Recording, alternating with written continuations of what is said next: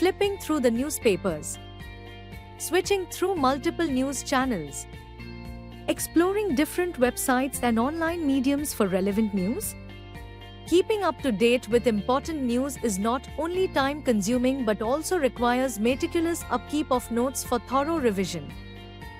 With a limited period in hand and abundant resources to study from, do not let current affairs come in the way of your prelims success. Join the PT 365 program by Vision IAS and advance in your preparation for current affairs. Starting on 9th January at 5 p.m., this 20-day course offers comprehensive coverage of 1 year of current affairs in 60 hours. Join for improved knowledge with complete coverage of The Hindu, Indian Express, PIB, Economic Times, Yojana, Economic Survey, etc. Doubt-clearing sessions and mentoring for thorough knowledge. Access to Sandhan personalized test with 25,000 plus questions. Access to live and online classes for flexibility in timing. It's time to devote your energy to smart learning and not running. Enroll today and excel in UPSC prelims with a strong command of current affairs. Hello and welcome to this edition of News Today. Without delay, let's have a look at the headlines first.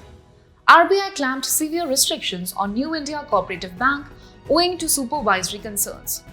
Union Minister of Ports, Shipping and Waterways inaugurated the Inland Waterways Terminal at Jogighopa, Assam. CCI issues draft regulations on cost of production. Study raises ethical and ecological concerns over Project Cheetah.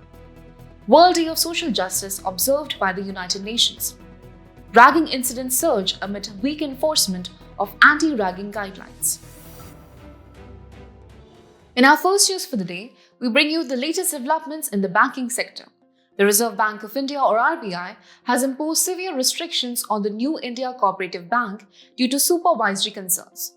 This move has intensified scrutiny on urban cooperative banks, raising questions about their governance and stability. Now, what are urban cooperative banks or UCBs? Well, these are primary cooperative banks located in urban and semi-urban areas. They operate as cooperative societies and are registered under the State Cooperative Societies Act or the Multi-State Cooperative Societies Act 2002. Despite their cooperative nature, their banking functions are strictly regulated and supervised by the RBI under the Banking Regulation Act of 1949. Now, why are UCBs under increased scrutiny? The primary concerns stem from several critical issues. Many UCBs face low capital adequacy, making them vulnerable to financial shocks. Additionally, governance concerns such as instances of fraud and mismanagement have led to growing depositor anxiety. Moreover, high levels of non-performing assets or NPAs erode profitability and weaken the overall financial health of these banks. To address these issues, the RBI has introduced multiple measures to strengthen these institutions. One of the key reforms is the new Prompt Corrective Action or PCA framework, a regulatory mechanism that imposes restrictions on financially weak UCBs to help restore their financial health. Furthermore, the establishment of the National Urban Cooperative Finance and Development Corporation or NUCFDC serves as a national-level umbrella organization aimed at enhancing operational efficiency. Another significant step is the Banking Regulation Amendment Act 2020, which empowers the RBI to supersede the board of a cooperative bank under certain conditions. In addition, other initiatives such as categorizing UCBs into 4 tiers and granting permission to issue shares have also been implemented. With the RBI tightening its grip on governance and financial health, the future of urban cooperative banks remains under close watch. In a significant boost to India's inland water transport system, the Union Minister of Ports, Shipping and Waterways has inaugurated the Inland Waterways Terminal at Jogighopa, Assam. This terminal, strategically located near Bhutan and Bangladesh, plays a crucial role in India's bilateral trade and strengthens the Neighbourhood First policy. Now, what is inland water transport? It refers to the movement of people and goods through navigable waterways such as rivers, canals, lakes, and other inland water bodies. This mode of transport is governed by key legislative frameworks. The Inland Waterways Authority of India Act 1985 led to the establishment of the Inland Waterways Authority of India, or IWAI, in 1986. As an autonomous organization, IWAI is responsible for the development, maintenance, and regulation of national waterways. Another significant regulation is the National Waterways Act 2016, which declared 111 inland waterways as national waterways. Some notable examples include NW1, Haldia Allahabad on the Ganga Bhagirathi Hooghly River system, and NW2, Dhubri Sadia on the Brahmaputra River. Furthermore, the Inland Vessels Act 2021 replaced the 100 years old Inland Vessels Act of 1970. This modernized law ensures the harmonized regulation of inland vessels and their safe navigation. Now, why is inland water transport important? This sector plays a vital role in logistics, with cargo traffic on national waterways witnessing exponential growth over the past decade. Additionally, it significantly boosts the tourism sector, as seen in initiatives like the Cruise Bharat Mission, which aims to increase sea and river cruise travelers by 2029. About the Jogighopa terminal, located on the Brahmaputra River in Assam, this terminal serves as a port of call under the Protocol on Inland Water Transit and Trade, or PIWT&T, between India and Bangladesh. This agreement facilitates smooth trade routes between the two countries. Port of call is an intermediate port where ships customarily stop for supplies, repairs, or transshipment of cargo. With such initiatives, India's inland water transport network is poised to become a major pillar of trade and connectivity. Now, let's focus on a significant development in India's competition framework. The Competition Commission of India, or CCI, has issued draft regulations on the cost of production, aiming to refine how costs are determined in cases related to predatory pricing. Now, what exactly is predatory pricing? Well, it refers to the practice of selling goods or services below the cost of production, with the intent to reduce or eliminate competition. But predatory pricing is not the only anti-competitive practice. There are several others that businesses and regulators need to watch out for. First, we have price fixing. This occurs when competitors agree to set prices at an artificially high level, rather than competing naturally in the market.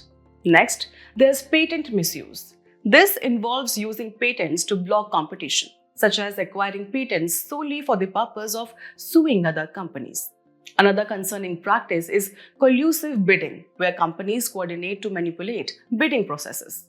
This is commonly seen in government or large corporate contracts. Then we have tying and bundling. Here, companies require consumers to buy one product only if they also purchase another. A well-known example is Microsoft bundling MS Word and MS Excel under Microsoft Office. Now, why is competition so important in business? Let's take a look. It encourages innovation and creativity. It improves quality and customer service. It lowers prices, benefiting consumers. It increases market efficiency, and finally, it provides more choices for consumers. To counter anti-competitive practices and uphold fair competition, India has a strong governance framework in place. Key legislations include the Competition Act of 2002, the Consumer Protection Act of 2019, and intellectual property laws like the Patents Act of 1970 and the Copyright Act of 1957. Additionally, regulatory institutions play a crucial role. The Competition Commission of India leads the way, along with sectoral regulators such as TRAI for telecom, SEBI for securities, and IRDAI for insurance. With the new draft regulations, the CCI aims to create a more robust mechanism for assessing costs and tackling predatory pricing more effectively. A new study has raised serious ethical and ecological concerns over Project Cheetah. The study, titled Delineating the Environmental Justice Implications of an Experimental Cheetah Introduction Project in India, uses Project Cheetah as a case study to highlight broader issues in rewilding and restoration projects. To begin with, Project Cheetah aims to establish African cheetah in India, where the Asiatic subspecies went extinct. Under this initiative, 20 cheetah were introduced to Kuno National Park, or KNP. However, the project has faced major setbacks. with high mortality rates, 40% among adults and 29.4% among cubs, raising questions about its viability. Moving on to the key issues identified in the study. One of the primary concerns is ecological mismatch. The significant differences in climate, prey, and habitat between India and Africa make long-term cheetah survival uncertain. In addition, the stressful conditions faced by the cheetah due to frequent chemical immobilizations further complicate the project. Another worrying factor is that most of the surviving cheetah remain in captivity, with no established free-ranging population in Kuno National Park. Beyond ecological concerns, the study also points out the unsustainable nature of the cheetah imports. With only around 6,500 mature individuals left in Africa, relying on annual imports of 12 cheetahs is neither practical nor ethical. Furthermore, the study highlights the unfair social impacts of the project. Local communities have had minimal involvement in the initiative, and past displacements of indigenous people for conservation efforts remain a point of contention. So, what does the study recommend? It calls for a justice-informed approach that emphasizes participatory and inclusive conservation. The Kunming-Montreal Global Biodiversity Framework also stresses the importance of equity and justice in conservation strategies. Additionally, the study suggests integrating local knowledge systems to ensure sustainable coexistence between humans and wildlife. Clearly, the future of Project Cheetah depends on addressing these ethical and ecological concerns. Moving on, World Day of Social Justice was observed by the United Nations or UN. Observed annually since 2009, the day emphasizes that social justice cannot be attained without peace, security, and respect for all. Now, what is social justice? The United Nations defines social justice as an essential principle for ensuring peaceful and prosperous coexistence within and among nations. It is built upon 5 key pillars: equity, access, participation, rights, and diversity. Equity acknowledges that different individuals have different needs. A prime example is Article 46 of the Indian Constitution, which mandates special educational and economic promotion for scheduled castes, scheduled tribes, and weaker sections. Access ensures that everyone has the resources and opportunities needed to succeed. This is reflected in Article 39A, which guarantees free legal aid for disadvantaged groups, and in the Sustainable Development Goal or SDG 4, which promotes quality education for all. Participation enables individuals to play an active role in political, economic, and social life. The Indian Constitution's preamble upholds the commitment to social, economic, and political justice for all citizens. Rights protect fundamental human rights. India's Constitution ensures this through Article 23, which prohibits human trafficking and forced labor, and Article 24, which bans child labor in hazardous occupations. At the global level, the Universal Declaration of Human Rights is a crucial framework for protecting individual freedoms. Diversity emphasizes the importance of valuing differences such as race, gender, and sexual orientation. A notable global effort in this regard is UN Women, which works to eliminate discrimination against women and girls. Let's now look at the government schemes supporting social justice. The Pradhan Mantri Anusuchit Jati Abhyuday Yojana or PM Ajay focuses on the skill development and empowerment of scheduled castes. Additionally, the National Action for Mechanized Sanitation Ecosystem or Namaste ensures the safety and dignity of sanitation workers. Meanwhile, the Support for Marginalized Individuals for Livelihood and Enterprise or SMILE scheme aids in the rehabilitation of transgenders and individuals engaged in begging. As we observe this important day, it is crucial to reaffirm our commitment to justice, equality, and inclusion for all. Moving ahead, shocking cases of ragging continue to surface from college campuses across the country, raising serious concerns about the enforcement of anti-ragging guidelines. According to the University Grants Commission, ragging is any act, verbal, written, or physical, that harasses, intimidates, or humiliates juniors, leading to psychological or physical harm. But what drives this menace? Experts suggest it may stem from senior-junior rivalry, romantic conflicts, issues of sexuality, or even sheer sadistic dominance. Let's take a look at the alarming statistics. Since January 2012, at least 78 cases of suicide or death have been linked to ragging. Meanwhile, complaints to the UGC helpline have crossed 8,000 with a staggering 208% increase between 2012 and 2022. These numbers paint a grim picture of the situation. So why is ragging still prevalent despite strict guidelines? One major challenge is weak enforcement. The oversight by UGC remains ineffective, with many cases being resolved internally and Supreme Court guidelines often implemented as mere formalities. Another issue is the fear of retaliation. Many victims hesitate to report incidents due to the possibility of facing reprisals from seniors. And then there's the lack of awareness. Orientation programs on anti-ragging policies are often conducted just as a formality, leaving many students unaware of the psychological and legal consequences of ragging. Now, let's talk about the anti-ragging framework in India. As per UGC regulations, students must submit 3 anti-ragging affidavits during their 3-year course. The Raghavan Committee, formed in 2007, recommended strict enforcement of laws, criminalization of ragging, and holding institutions accountable for incidents on their premises. The Supreme Court Guidelines on Ragging 2009 outline key preventive measures. Colleges must display the contact information of anti-ragging officers to ensure accessibility. Posters detailing ragging penalties should be installed across campuses to spread awareness. Surveillance cameras must be set up in strategic locations to monitor and deter ragging activities. Parents should be notified about anti-ragging regulations and their consequences to ensure they stay informed. Institutions must establish committees to raise awareness and take action against ragging incidents.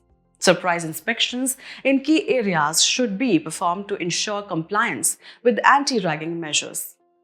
Other recommendations to curb ragging include installing complaint boxes, CCTV surveillance, and ID-based dashboards for monitoring.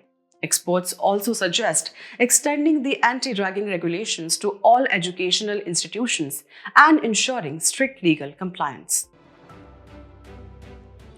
The personality in the news today is Chhatrapati Shivaji Maharaj. Recently, he was remembered on his birth anniversary, observed on February 19th. Born at Shivneri Fort, Shivaji Maharaj was raised by his mother Jijabai and his mentor Dadoji Konddev. He was deeply influenced by both Hindu and Sufi teachings, which shaped his leadership and vision. Let's talk about his key contributions. He began his conquests at the age of 16 by capturing Torana Fort. He later developed guerrilla warfare tactics and successfully defeated Afzal Khan in 1659. Moving on to his administration and governance, Shivaji Maharaj implemented progressive policies, focusing on revenue reforms, maintaining a disciplined military, and promoting religious tolerance. His coronation as Chhatrapati in 1674 formally established the independence of the Maratha Empire. His legacy remains unparalleled.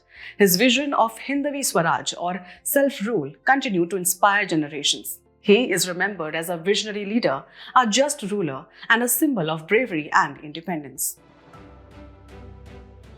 As we conclude today's main news, let's have a look at some quick updates.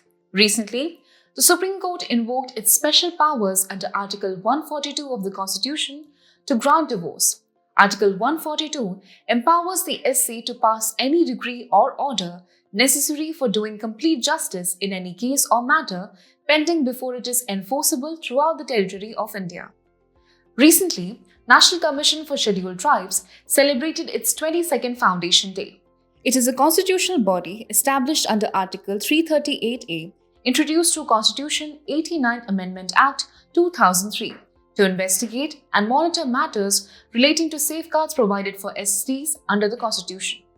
India is elected to the Vice Presidency of International Organization of AIDS in Singapore, strengthening its commitment to maritime safety, navigation, and international cooperation. The organization was established in 1957 as an NGO. In 2024, it transitioned to an intergovernmental organization.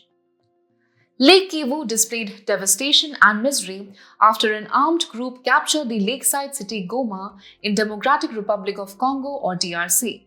Lake Kivu is situated on the border between Rwanda and the Democratic Republic of the Congo and contains large methane and carbon dioxide deposits.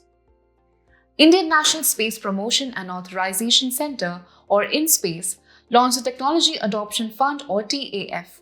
INSPACE is a single-window, independent, nodal and autonomous agency under Department of Space to facilitate private sector participation in space.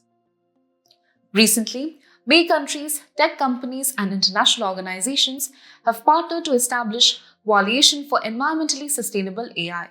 It is a global initiative with 100+ partners, including 37 tech companies, 11 countries, 5 international organizations, to promote AI's environmental sustainability. NASA's James Webb Space Telescope observed a constant flickering of light from the accretion disk. Webb was launched in 2021 to observe the region around the black hole called Sagittarius A star. Accretion disk is a swirling disk of gas around a black hole acting as its primary light source. WHO announced 2025 update to the International Classification of Diseases, or ICD-11. It is a standardized global system by WHO for classifying diseases and health conditions, now expanded to include traditional medicine. It was first introduced in 1893 and is currently in its 11th revision. Before we sign off, let's challenge your understanding in today's installment of Test Your Learning.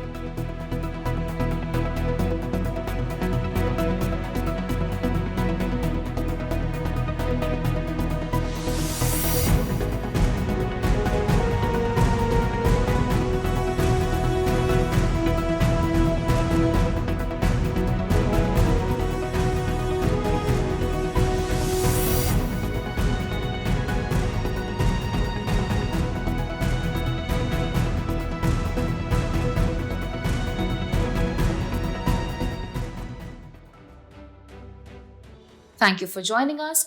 We hope you found this episode of News Today engaging. For the solutions to the quiz and to access the PDF version of News Today, remember to visit the provided links in the description.